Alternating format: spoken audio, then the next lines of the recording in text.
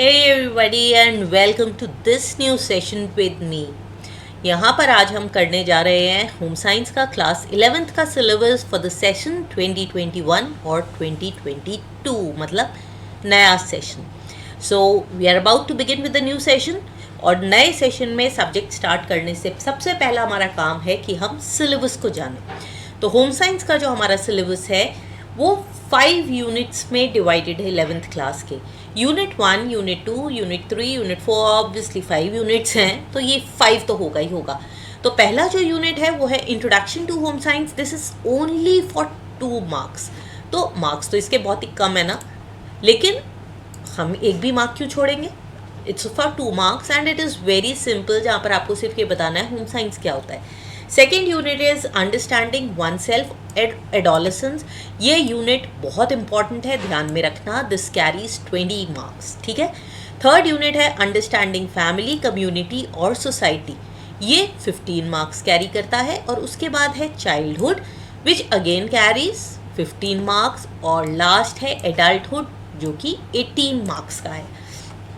तो अगर आप ध्यान दो तो सबसे इंपॉर्टेंट तो रहेगा हमारा एडोलेसेंस, ये 20 मार्क्स का है। और यूनिट 5 और यूनिट 1 देखो तो ये भी मिलाकर 20 मार्क्स के हो गए।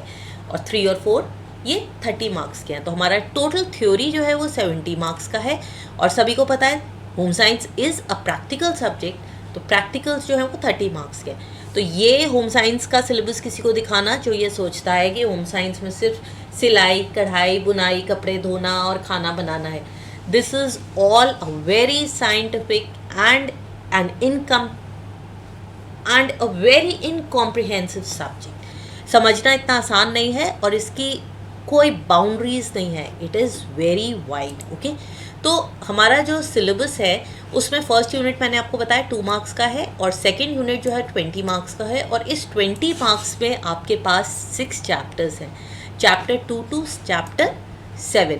ये 6 चैप्टर्स 20 मार्क्स के हो गए। तो फर्स्ट मैंने आपको बताई इंट्रोडक्शन टू होम साइंस, जिसमें हम देखेंगे होम साइंस क्या होता है, होम साइंस में क्या स्कोप है, करियर क्या है इसमें, और कैसे इसकी हिस्ट्री थी, ये सब हम देखेंगे होम साइंस। लेकिन अब अगर आप ध्यान दो तो हमारी बुक का जो नाम है वो होम साइंस बिल्कुल नहीं है। वो क्या है?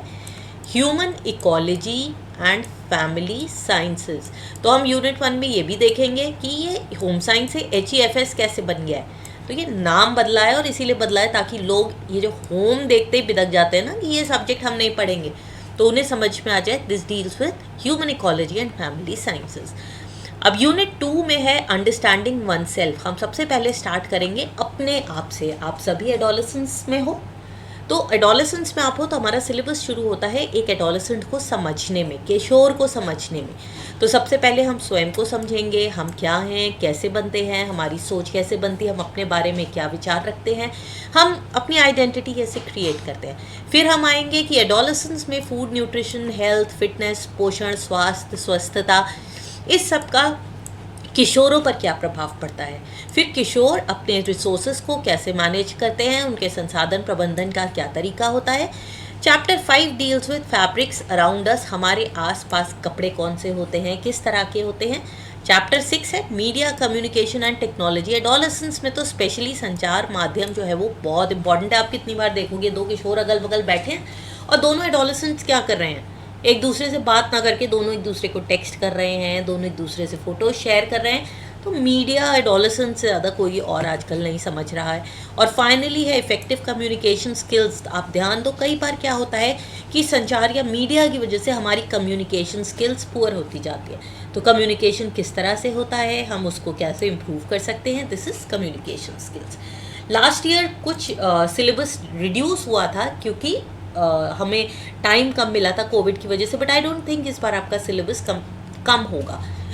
अब हम आते हैं यूनिट 3 पर। इसमें जो है सिर्फ 2 चैप्टर्स हैं, चैप्टर 8 और चैप्टर 9। और ये क्या है? Understanding family, community and society, मतलब परिवार, समुदाय, समाज के प्रति अब समझ। बस हमें ये पढ़ना है। ये यूनिट 2 नहीं है, 3 है। तो इसमें अभी हमने एक एडोलेसेंट के बारे में बात करी थी। देखो ये खड़ा है एक एडोलेसेंट, और यहाँ पर वो एडोलेसेंट पूरी फैमिली और सोसाइटी, समुदाय के प्रति उसकी क्या रिस्पॉन्सिबिलिटी है एक दूसरे के साथ, इसको डिस्कस करेंगे। तो चैप्टर 8 डील करता है relationship and interaction with significant others, या फिर अन्य महत्वपूर्ण व्यक्तियों से संबंध और मेलजोल। यहाँ पे सिग्निफिकेंट अदर्स क्यों है? महत्वपूर्ण व्यक्ति, क्योंकि हर व्यक्ति से हम मिलते हैं लेकिन हर व्यक्ति हमारे ऊपर उतना प्रभाव नहीं डालता। जब हम छोटे बच्चे होते हैं तो हमारे ऊपर हमारे पेरेंट्स का इम्पैक्ट, जब हम थोड़े से बड़े होते हैं तो दोस्तों का इम्पैक्ट। तो ये हो गया सिग्निफिकेंट अदर्स। फिर हम आते हैं चैप्टर 9 पर, जो डील करता है concerns and needs in diverse context. अब सोसाइटी, फैमिली, कम्युनिटी, इन सब में अलग अलग संबंधों में सरोकार क्या है और अलग अलग ज़रूरतें क्या हैं। इसके 2 पार्ट्स हैं। ए पार्ट में हम पढ़ेंगे न्यूट्रिशनल हेल्थ और हाइजीन।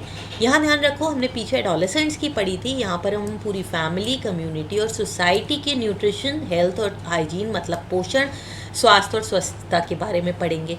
फिर है इसमें भी हम रिसोर्स अवेलेबिलिटी और मैनेजमेंट यानी संसाधन उपलब्धता और प्रबंधन के बारे में पढ़ेंगे। अब ये सामुदायिक और सामाजिक संसाधन या फिर कम्युनिटी रिसोर्सेज होंगे, ना कि एक इंडिविजुअल एडोलेसेंट के। फिर यूनिट 4 आता है चाइल्डहुड से। हमने सबसे पहले एडोलेसेंट पढ़ा था, क्योंकि किसी भी एक इंडिविजुअल पर जो इम्पैक्ट एडोलेसेंस या किशोर अवस्था का पड़ता है वो इम्पैक्ट कभी नहीं पड़ता।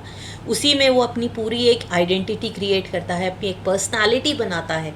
लेकिन एडोलेसेंस तक पहुंचने से पहले आता है चाइल्डहुड। तो हम यूनिट 4 में पढ़ेंगे चाइल्डहुड। चैप्टर इसमें 4 हैं और इसके मार्क्स हैं 50। ओके, तो चैप्टर 10 में होगा सर्वाइवल, ग्रोथ एंड डेवलपमेंट, मतलब उत्तरजीविता, वृद्धि और विकास किसका? It is not of adolescent, ये है बाल्यावस्था या चाइल्डहुड का। चैप्टर 11 पढ़ेगा न्यूट्रिशन, हेल्थ और वेलबींग, पोषण, स्वास्थ्य और स्वच्छता, किसकी?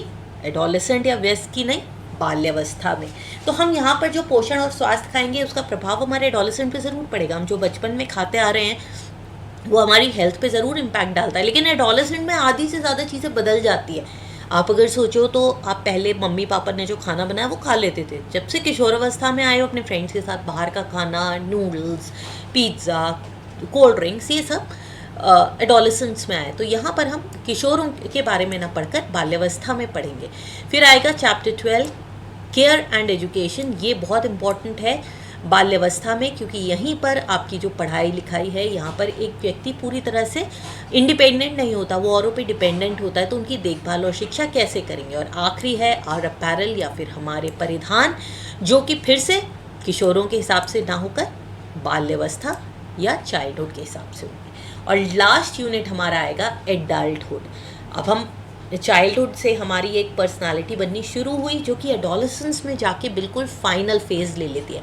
एडल्टहुड में हमारी ज़्यादातर पर्सनालिटी जैसी भी बननी है वो बन चुकी, हम अपने बारे में जो सोचते हैं वो ज़्यादातर बन चुका। और अब हमारे पास आ जाता है हमारा परिवार भी, नौकरी की जिम्मेदारियाँ, परिवार की जिम्मेदारियाँ, माता पिता की जिम्मेदारियाँ, ये सब चीज़ें आनी शुरू हो जाती हैं। और यहाँ पर हैं 5 लेसन्स और 18 मार्क्स। तो ये जो है वयस्क अवस्था, ये 18 मार्क्स की है। चैप्टर नंबर 14 जो है वो हेल्थ और वेलनेस है। सब में आप देखो सिमिलर से लेसन्स है, स्वास्थ्य और स्वास्थ्य कल्याण, लेकिन किसका? एडल्ट्स का। एडल्ट्स में जो प्रॉब्लम्स आती है, हेल्थ प्रॉब्लम्स, किशोर और बच्चों से अलग होती है। चैप्टर 15 है फाइनेंशियल मैनेजमेंट और प्लानिंग या फिर वित्तीय प्रबंधन और योजना। ये एडल्ट्स के लिए बहुत इंपॉर्टेंट है। यहाँ पर वो करियर बनाएंगे, अपनी नौकरी करेंगे, घर की, बुजुर्गों की और अपनी रोज़ की जिम्मेदारियों के लिए उन्हें पैसे भी चाहिए और रिसोर्सेज भी चाहिए। घर का किराया देना है, फीस देनी है, तो इसमें फाइनेंशियल मैनेजमेंट और प्लानिंग बहुत ज़रूरी हो जाता है। और ये बहुत इंटरेस्टिंग है, मेरे ख्याल से it's one of the most interesting chapters. फिर आता है chapter 16 care and maintenance of fabrics, जो कि बच्चों और किशोरों से अलग है। यहाँ पर हम वयस्कों के हिसाब से देखेंगे कि वस्त्रों की देखभाल और रखरखाव किस प्रकार से करना है। और फिर हम आते हैं चैप्टर 17 जो कि है पर्सपेक्टिव इन कम्युनिकेशन।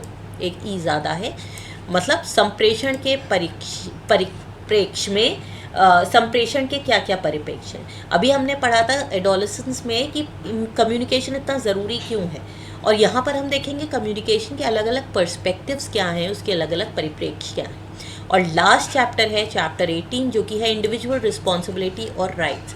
जब हम वयस्क होते हैं, एडल्ट होते हैं, तो हमारे पास समाज की, परिवार की, नौकरी की, हर तरह की जिम्मेदारियाँ होती हैं, हमारे अधिकार भी होते हैं। संविधान ने हमें बहुत सारे अधिकार दिए हैं, हमारे जो सिटीजन्स हैं उनको दिए, और सिटीजन्स कब होंगे तो उनको भी अधिकार मिले। तो इसमें है व्यक्तिगत दायित्व और अधिकार। तो अब हमने क्या देखा, हमारे पास टोटल यूनिट्स कितने हैं? 5 यूनिट्स हैं और चैप्टर्स कितने हैं, टोटल 18 चैप्टर्स हैं। पिछली बार इसमें से 5 चैप्टर्स कम हो गए थे क्योंकि सिलेबस कम हुआ था, लेकिन अभी तक 18 चैप्टर्स हैं। और ये एक और नोट आपको सिलेबस में दिया है कि जहाँ पर भी आप डेटा यूज़ कर रहे हैं वहाँ ज़रूरी नहीं आप अपनी बुक को फॉलो करो। बुक में डेटा गलत भी हो सकता है और पुराना भी हो सकता है, तो हम सारा लेटेस्ट डेटा लेंगे। तो अगर आपकी बुक में जो डेटा है आपको सही नहीं लगता तो प्लीज़ उसे इंटरनेट पे चेक करो और उसको लेटेस्ट डेटा में कन्वर्ट करो। और अगला है कि लेटेस्ट आरडीए क्या है, जब आप फूड एंड न्यूट्रिशन पढ़ोगे तो पता चल जाएगा, मतलब हमें क्या खाना चाहिए, कितना खाना चाहिए। ये जो आरडीए है ये भी हमें लेटेस्ट लेना है। फिर हम आते हैं हमारे प्रैक्टिकल्स पे होम साइंस में, जो कि 30 मार्क्स का है। इसकी डिटेल्स मैं सोच रही हूँ एक अलग वीडियो में बनाऊंगी, ये वीडियो बहुत लंबा हो जाएगा। आप बस इसको स्क्रीनशॉट लेके सेव कर लेना। आप चाहो तो ये सारा सिलेबस जो है अपनी कॉपी में नोट ज़रूर करना। कॉपी के स्टार्टिंग में सबसे पहली चीज़ जो है वो होना चाहिए आपका सिलेबस। इसीलिए मैंने हिंदी और इंग्लिश दोनों में आपको सिलेबस दिया, और प्रैक्टिकल की जो स्कीम है ये भी हिंदी और इंग्लिश दोनों में दी है। तो इसमें हमारे पास जो फाइनल एग्ज़ाम होगा ये 30 मार्क्स का होगा और इसमें 7 क्वेश्चंस हैं।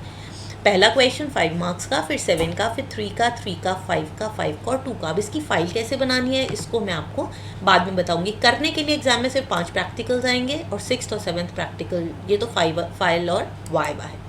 हिंदी में अगर आप देखो, ये मैंने इंग्लिश में नहीं दिया है। हमारे पास टोटल जो फाइल में प्रैक्टिकल्स होने हैं वो है 10 प्रैक्टिकल्स, ठीक है। तो आपको अपनी फाइल में 10 प्रैक्टिकल्स लिखने हैं और आपको एग्जाम में कितने प्रैक्टिकल्स आएंगे, 5 प्रैक्टिकल्स और वाइवा और फाइल। ओके, तो ये 10 प्रैक्टिकल्स हैं, इनके बारे में हम बाद में अलग से भी डिस्कस कर लेंगे। लेकिन बस मैंने आपको अभी सिलेबस बताया है और मेरे ख्याल से अब तक सिलेबस आपको बिल्कुल क्लियर हो गया होगा। अच्छा लगा हो तो प्लीज़ सब्सक्राइब ज़रूर करना। आपके सब्सक्रिप्शन से ही हमें मोटिवेशन मिलता है। अपने कमेंट्स करो, लाइक करो, और जो भी जिसको भी ज़रूरत हो इसकी होम साइंस, जिसके पास भी हो उसके साथ शेयर ज़रूर करना। I hope you have liked it, और नोटिफिकेशन बेल प्रेस कर देना ताकि मेरे अगले वीडियोस भी आप तक पहुंचते रहें। Okay, see you in the next video, till then bye bye.